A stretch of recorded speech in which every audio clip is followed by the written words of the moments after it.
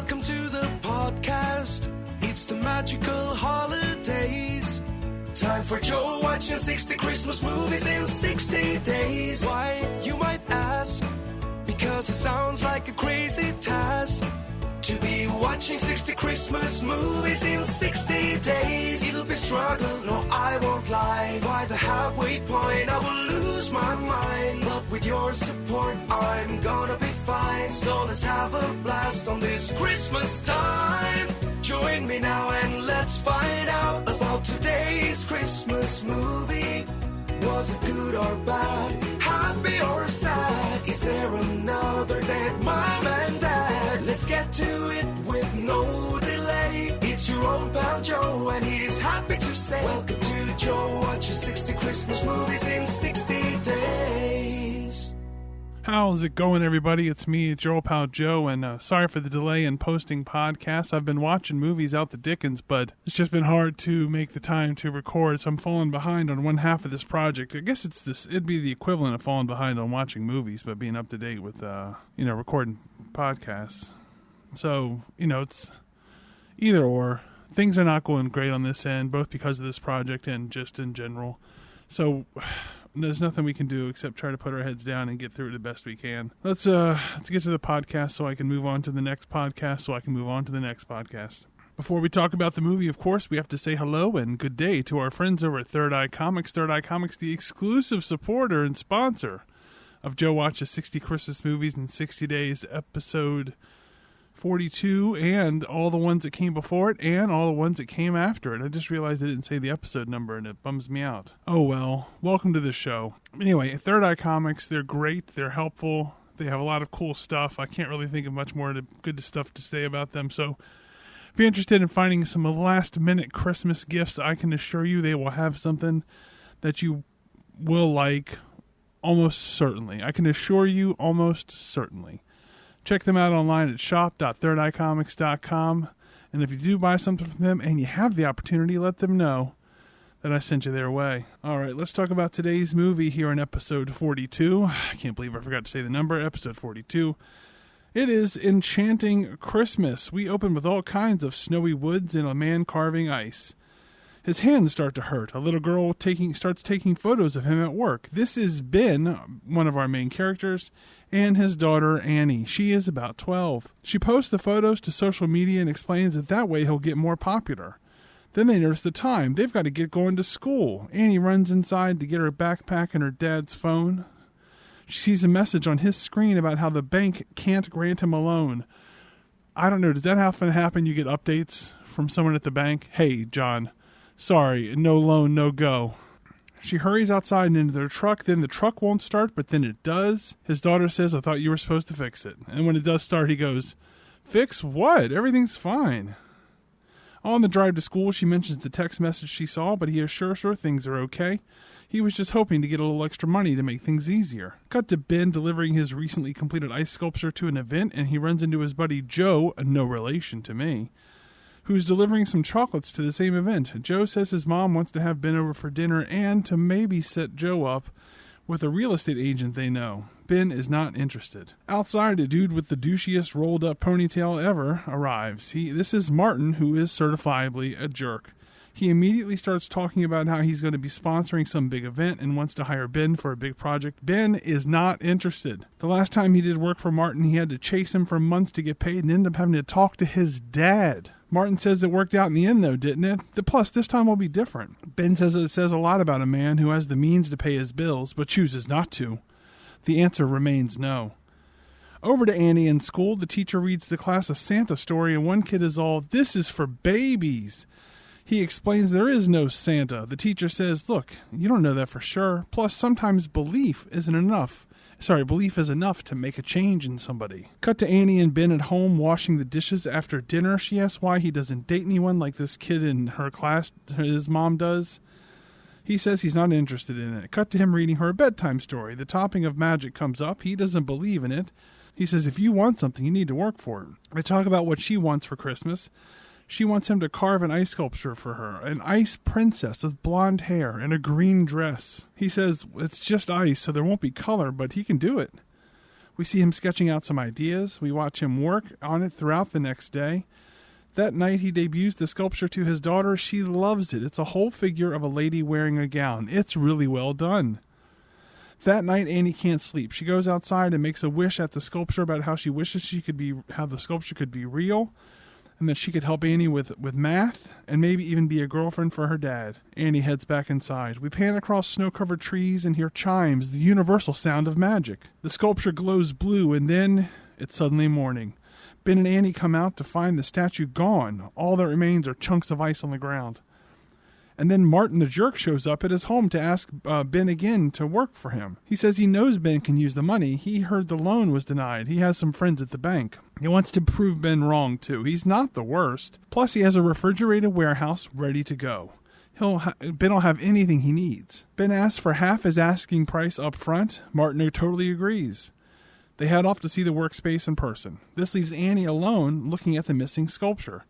But then she notices footprints leading away from the sculpture and finds a real-life lady in a green dress, a blonde lady in a green dress. She immediately, this 12-year-old, immediately understands that this is her wish come true. This is the ice sculpture come to life. The ice princess is surprisingly cool with her new existence. Annie thinks of a name for the ice princess. Since she's like Jack Frost coming to life, she should be Jade Frost. They head inside for hot cocoa as Jade learns about the real world. Over at the workspace, Martin tells Ben he'd like him to sculpt reindeer pulling a Santa in his sleigh. He explains he hates Christmas, but this really wow folks, and he'll get on their good side. Back over to Annie, she tells Jade about how her mom died when she was young, and they talk about her dad. But then Ben gets home. Annie tells Jade, with a big hurry to it, that they need to explain her being there somehow, and concocts a story about how she's a teacher at Annie's school. Then Annie goes outside to meet her dad and says, look, I know something I'd like for Christmas. Now that my sculpture is gone, can I have a friend staying over? And he goes, what friend? Cut to Annie taking him inside and introducing him to Jade, who is a full-grown adult. She explains how she's a teacher and she needs a place to stay for a couple of weeks. He asks why, and Annie tries hard to think of something, eventually settling on Jade's apartment having some sort of bad leak. He asks why he doesn't know her from the school. Annie says it's because she teaches music. He says, I know the music teacher, though. And he goes, no, there are two teachers now, and Jade teaches choir. And then suddenly Ben's on the defensive, like, oh, I'm sorry, I had no idea. He puts up a fight about Jade staying there, though, but he also doesn't give in. He says, like, look, I don't want this person staying here. I don't know them. They should have a family or other friends that they can stay with, and not the child at the school. He walks Jade out, and just fucking leaves her to walk away. He basically walks her outside and is like, do you have a car? Oh, okay. Well, sorry it doesn't work out. Hopefully you find a place to stay, and just leaves. And so she's just in this yard of a house adjacent to a forest, and she's just looking around. She does not know what's going on. I mean, she's not completely dumb to the world, but the movie does play fast and loose with what knowledge she has or can retain, what concepts she knows, what concepts she can easily pick up. So she's not helpless, but it looks pretty funny just to see this chick in a green gown wandering around a snow-covered field. Anyway, Annie is sad. Ben then notices Jade just wandering around outside and asks Annie if she's a nice person. Annie says she's super nice. It's almost hard to believe she's real. With that, Ben goes out and brings her in. There's a whole talk about her not having any clothes. Annie says they were ruined in a leak. And then they go to get her clothes at the nearby thrift store. Annie uses her piggy bank money to pay for them. They made a point of introducing the piggy bank money earlier when Annie finds out her dad needs money or was looking to get money from the bank. She says, you can have my money. I have like $115 in my piggy bank account. And he goes, all that from your allowance? And she says, yeah. So they established why she had money to be able to give to Jade Frost for clothing. When they get back home, Annie goes off to get cleaned up for dinner. Ben tells Jade that there's something familiar about her face. Obviously, he remembers her from the sculpture, but he doesn't realize it. Cut to dinner time. Jade thinks the food is delicious. Ben asks lots of questions about Jade's job, and Annie changes the subject to Ben talking about how he became a sculptor. I will not be relaying this story. It's too much to type. It's now time for bed, and Annie gives Jade some bathroom belongings so she can shower. She also confirms that Jade knows about showering and stuff. Thankfully, she does. The next morning, we get more fish out of water stuff with Jade learning how to eat cereal. She sees Ben sketching out his design for the big sculpture that he's working on and asks him about it. He tells her it's for a big town Christmas party and then invites her to come along since she is apparently new in town. He also invites her to go with him and Annie as they go to some big Christmas/Santa thing for kids. They go there to like make stockings and stuff.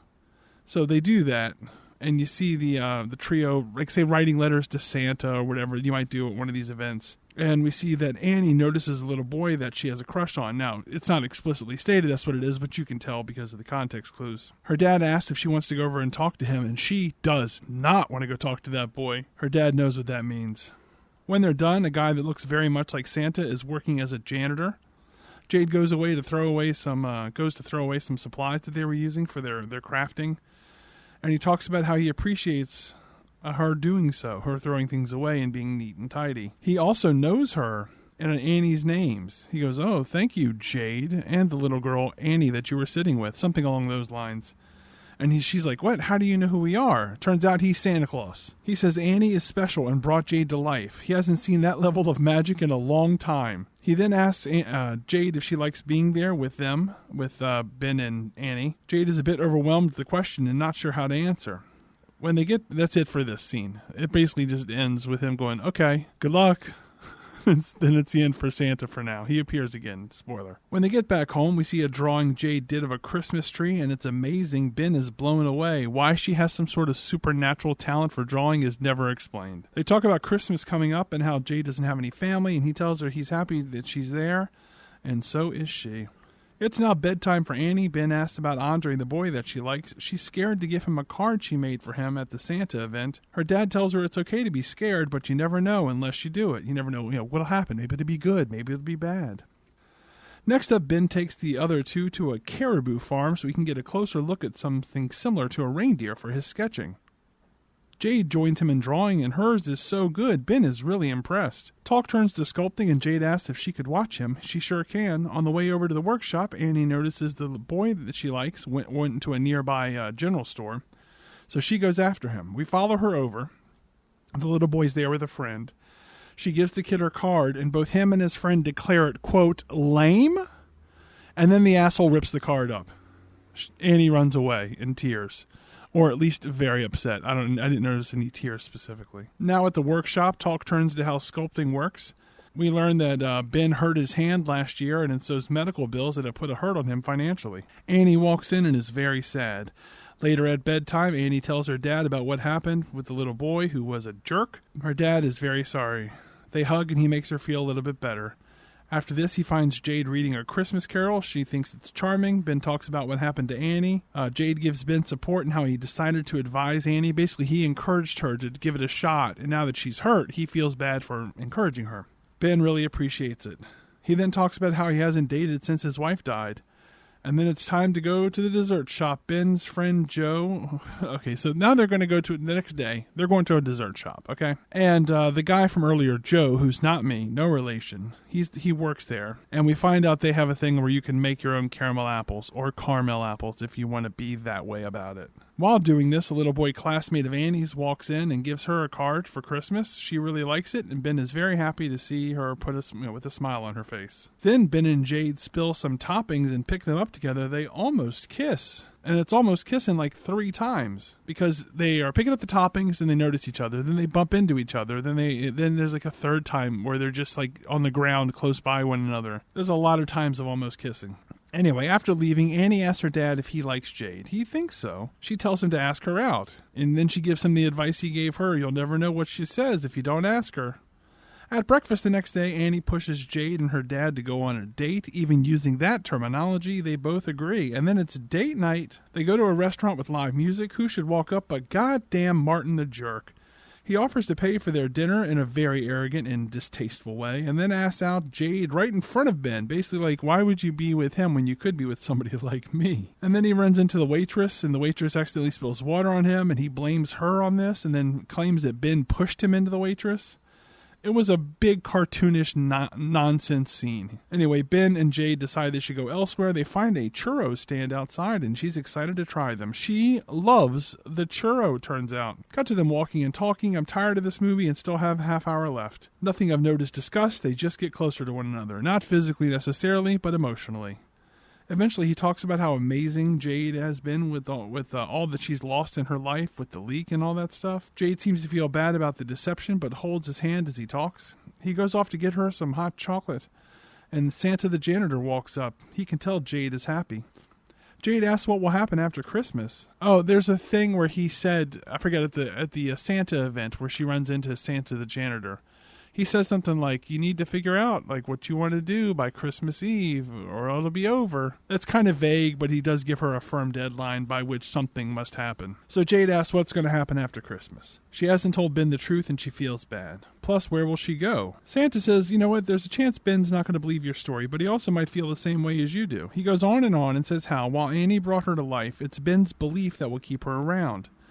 She needs to tell him by midnight on Christmas. Maybe it's Christmas Eve, it doesn't matter. After all of this, Martin the jerk sees Jade and Ben walking and gets an idea. Cut to him at the workshop. He raises the temperature in the room so all the ice melts. The next day, Joe, not me, and Ben head into the workshop.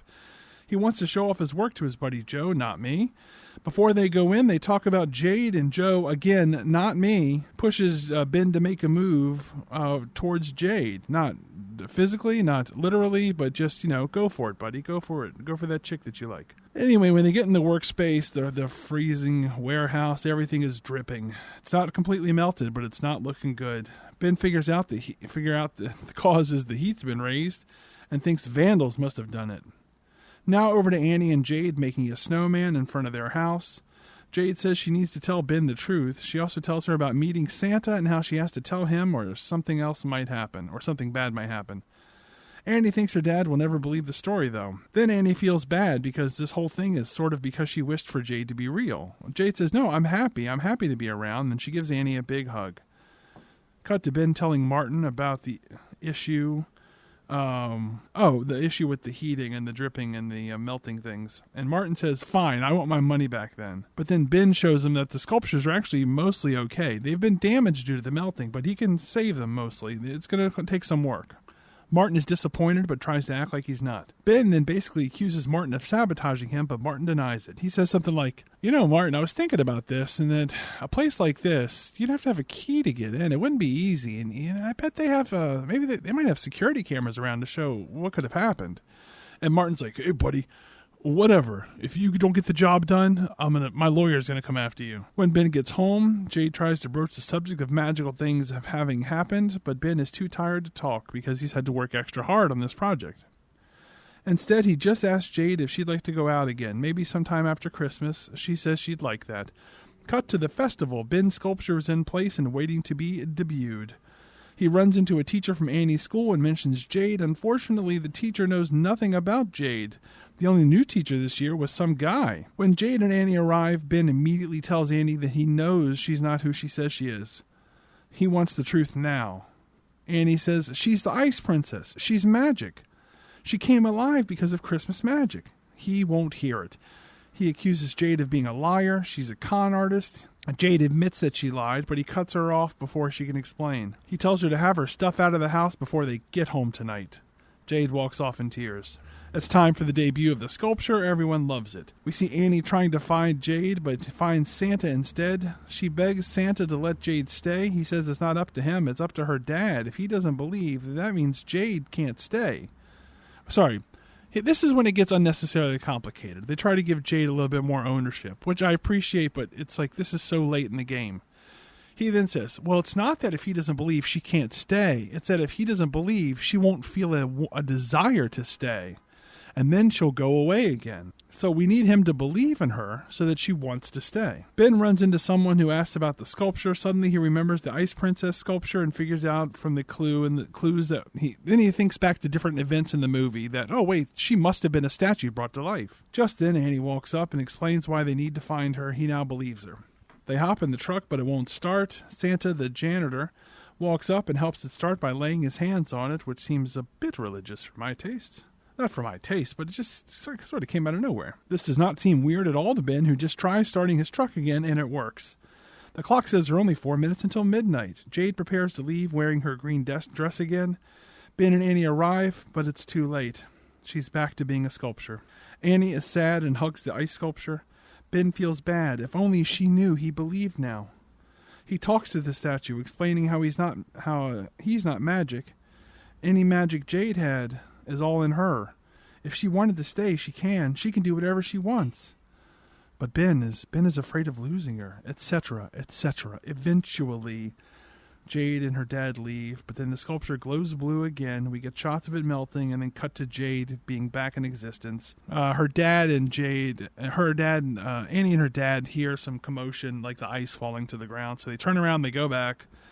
They see Annie. Annie gives Jade a big hug and a kiss, and Ben gives her a big hug. Actually, she didn't give the little girl a kiss. Sorry, I'm just trying to get out of this goddamn movie. But Ben does get a kiss from her. Then it's the end of the movie. So that was it. That's it for Enchanting Christmas. It was fine. I don't know why they had to have such a stupid villain in this movie. There was no need for a villain in this movie. Ben was only set back for a scene, if that. So just, why bother? Anyway, other than that, fine movie. Who's the MVP? I'm going to give it to Jade. I thought she did a great job in this movie of being a person who was picking up on things on the fly. I thought that was pretty well done. So that's it for Enchanting Christmas. That's it for episode 42. Thank you for listening. Thanks for hanging out. And until next time, take care.